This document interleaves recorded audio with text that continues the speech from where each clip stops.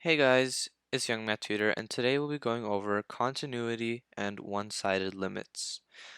So I think the easiest way to explain what a one-sided limit is, I think we should just go straight into an example in which we look at a graph. So just to explain what's happening, the function is x squared when x is greater than or equal to 1, and it's x plus 3 when x is less than 1. And that is portrayed over here. And so what we're trying to find is overall we're trying to find the limit of f of x as x approaches 1. We're trying to find the left-handed limit, and that is written as the limit of f of x as x approaches 1 from the left side, and that is shown with this negative sign in front of the 1. And then we also have to find the right-handed limit, which is the limit of f of x as x approaches 1 from the right side, and we write this positive sign, or this plus.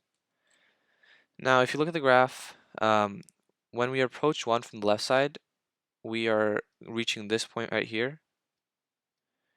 And that point is our limit. So the y value at that point is 4. And so our left-handed limit, it equals 4.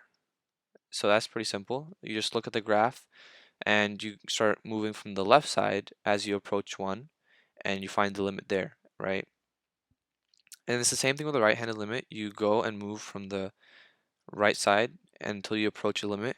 And in this case, our limit is at this point right here, and the y value is 1. So that would be our answer for C, right? The right-handed limit is 1 because we're looking at it from the right side, and we reach the limit, which is at 1. And now to answer the question, what is the limit of f of x as x approaches 1? First off, we have to make sure that our left-handed limit and our right-handed limit equal each other. If they equal each other, then that number would be the limit for a. But in this case, 4 does not equal 1, right? So that would mean our answer for a would be does not exist, right? And it's pretty straightforward and simple because if you look at it, right, there's two limits at 1 at x as x approaches 1. There are two limits. There's a limit at 4 as you approach it from the left side, and there's a limit at 1 as you approach it from the right side. So you don't have one limit for, the function as x approaches 1. That is why it does not exist. So now that we've gone over how to find one-sided limits and essentially what they are, let's go over continuity. And sort of for all things in math and all sorts of concepts, there's always conditions or rules. And for continuity, what we're trying to say is for a function, which is f, to be continuous at c, and just to make this clear now, when I'm talking about c, I'm saying, so we write it as limit of f of x as x approaches c. So this is what I'm referring to. This number right here is what I'm referring to when I say c. So as I was saying, for a function f to be continuous at c, we have to meet three conditions, right? So these three conditions are fairly simple and straightforward, but we just have to make sure we memorize them and, we follow them when we're answering each problem. So the first condition, we just have to make sure that f of c is defined, right? So what this means is that basically we're just making sure that there is a point at that value. So when, as I said, the limit of f of x as x approaches c, we're just trying to make sure that there is a y value at x equals c, right? Because if it's undefined or, it's like a number over 0, right, where, it does not exist, then, f of c is not defined and therefore it is not continuous, is what we're trying to say. So that is the first condition that you have to make sure that you follow and you check. The second condition is that we are trying to make sure that the limit of f of x as x approaches c exists. So what this means is that we're just trying to make sure that the limit at this point exists. And so you could go about this in like two ways. One way, you just find the limit if it allows you to, you use the function and you just plug in the number and use the methods that I taught you before.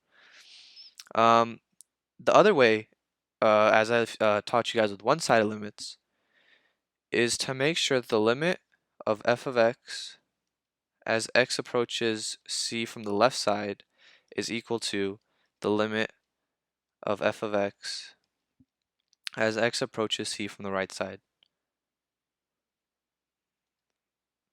And so all this is saying, say you have like the function that I showed you previously, right? Over here, how it has, it has two functions, right? And you can't really find the limit just by plugging in a number, right? So this is where you would use the one-sided limits and you'd make sure that the left-handed limit is equal to the right-handed limit. So that is essentially what that second condition is saying.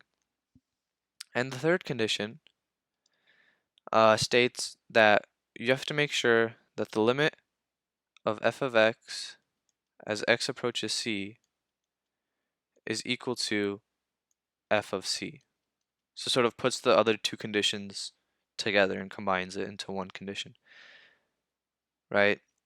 Now, when we're talking about continuity, we refer to it not being continuous as discontinuity. And I'm just going to write that right here. So discontinuity is when it is not continuous at that point. And there are two types of discontinuities. So there's a removable discontinuity and there's a non-removable discontinuity. And what this basically just means is that for removable discontinuities, the graph, right, there's just a hole in the graph and it can be made continuous if you just, fill in that gap. So say we have a function like this, and this is the hole. It can be made continuous if we just, make x equal to that certain number and that certain y value, right? So if we just make it equal to that, then it will be continuous. And it is non-removable. It is non-removable if there is a step or if there's like a jump in the graph, sort of to how, this graph right here. You see, if we get rid of all this other stuff, so it goes like this. So there's basically two lines or two different functions, and they have like a jump at the same point. It'll sort of be easier when I explain it in like a real problem. And so those are the two different types of discontinuities. So now let's also talk about how to figure out when solving these problems which type of discontinuity is, whether it's a removable or a non-removable discontinuity.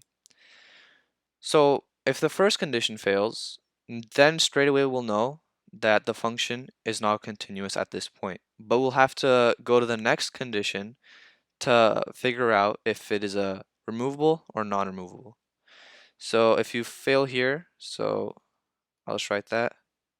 First step equals fail, then it is discontinuous, right?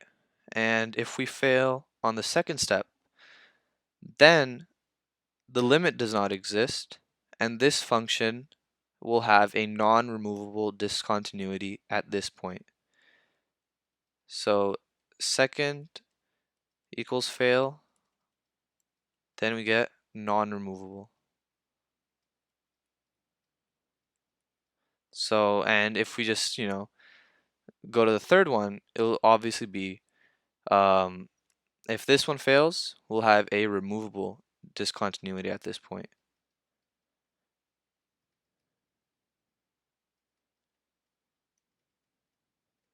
So we will have a removable discontinuity if the third condition fails. And so that's pretty much all we need to know for the steps and the conditions for figuring out if a function is continuous or not. So let's move on to our first example. So this problem is telling us that the limit of f of x as x approaches 3 from the left side, where f of x equals x plus 2 over 2 when x is less than or equal to 3, and 12 minus 2x over 3 when x is greater than 3. So first things first, what you want to do in this situation is, since we're trying to find it from the left side of 3, we know we're trying to find the limit when x is less than 3, right? So you'd automatically go here and you'd look, and we can see that this function applies because this function only occurs when x is less than or equal to 3. So that fits our limit problem. So now you just solve this part like a regular limit. So you rewrite this as limit of x plus 2 over 2 as x approaches 3, and now you just plug in 3, and you get 3 plus 2 over 2, and it gives us 5 over 2 as our answer. If we move on to the next problem, it's the same thing. We have to find all values of x so that it is discontinuous. So first, this one, since it's a fraction, we want to make it so that the point does not exist. So we want f of c to be does not exist. And to do that, we have to set the denominator to 0. And we get x squared equals 4. And if we find the square root of both sides, we get x equals plus or minus 2. So at positive 2 and negative 2, we will have a point that does not exist. So that means f of 2 gives us 1 over 0, and f of negative 2 gives us 1 over 0 as well. And now find the limit. So the limit of 1 over 4 minus x squared as x approaches 2 gives us 1 over 0, or does not exist. And the same for the point at negative 2. If we find that limit, we get 1 over 4 minus x squared. The limit does not exist as well. And since that's the second condition that has also failed, we know straight away that it is a non-removable discontinuity at x equals plus or minus 2. So that would be our answer for this problem, because at both points 2 and negative 2, there's a point that does not exist, and both points have a limit that does not exist. So that shows us that it is a non-removable discontinuity at x equals plus or minus 2. Okay, so that shows us pretty much all we need to know for continuity and one-sided limits. So just as a quick recap, these are the 3 conditions that we need to follow. We need to make sure that a point f of c is defined, the limit of f of x at x as x approaches c that exists, and the limit f of x as x approaches c has to be equal to the point f of c for a function to be continuous. So if the first condition fails, then we know that it is discontinuous. If the second condition fails, then we'll know it's a non-removable discontinuity. And if the third condition fails, we'll know that it's a removable discontinuity. And so that's pretty much all you need to make sure you remember as you solve questions that involve continuity and one-sided limits.